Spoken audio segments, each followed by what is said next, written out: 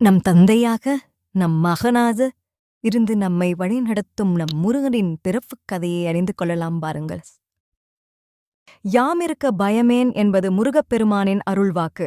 எளியோரைக் காக்கும் இறைவனாக முருகன் அறியப்படுகிறார். குன்று இருக்கும் இடமெல்லாம் குமரன் இருக்கும் இடம் என குன்றுகள் தோறும் கோயில்களைக் கொண்டுள்ளார். அத்தகைய முருகப்பெருமான் பிறப்பைப் பற்றி புராணக் கதைகள் என்ன சொல்கிறது என்பதை அறிந்து கொள்ளலாம் வாருங்கள்.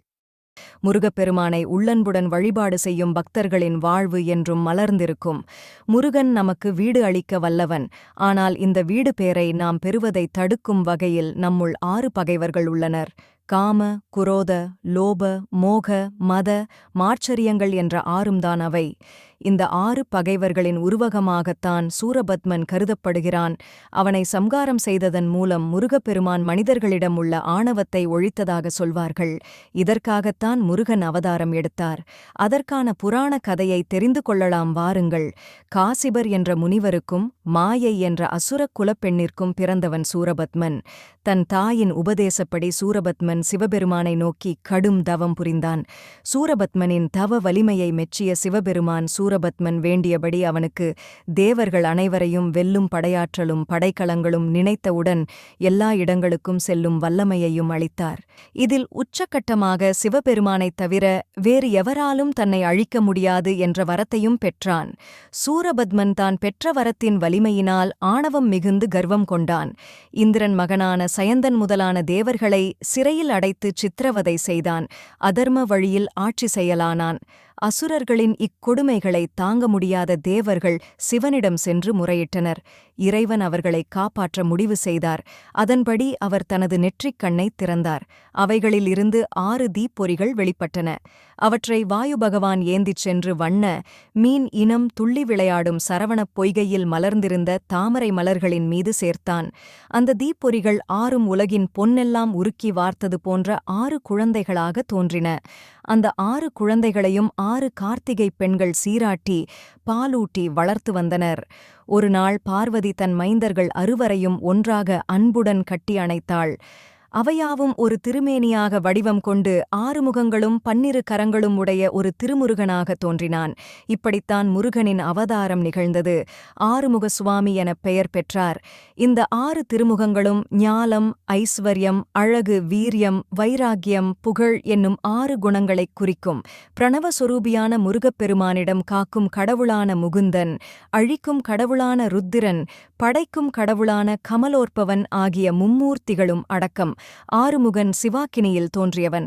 அதனால் 6முகமே சிவம், சிவமே 6முகம் எனப்படுகின்றது. சூரபத்மனை அழித்து வரும்படி முருகனுக்கு உத்தரவிட்டார்.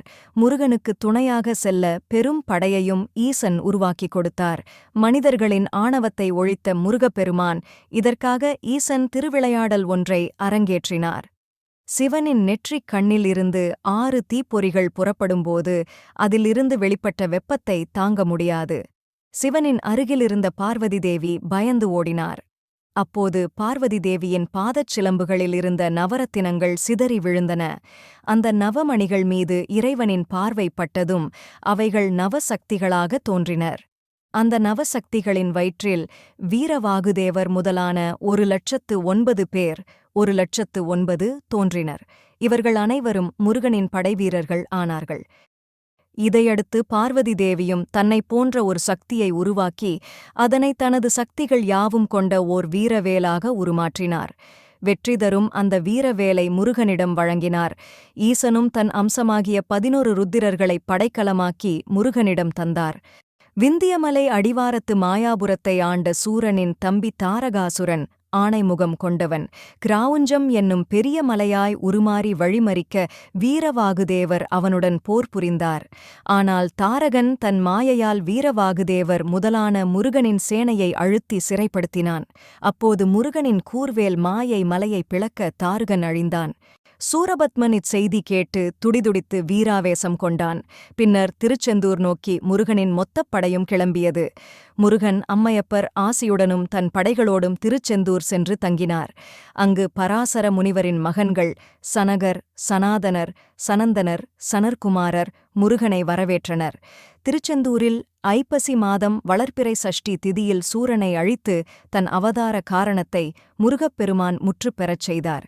இதுவே கந்த சஷ்டி விழாவாக கொண்டாடப்படுகிறது.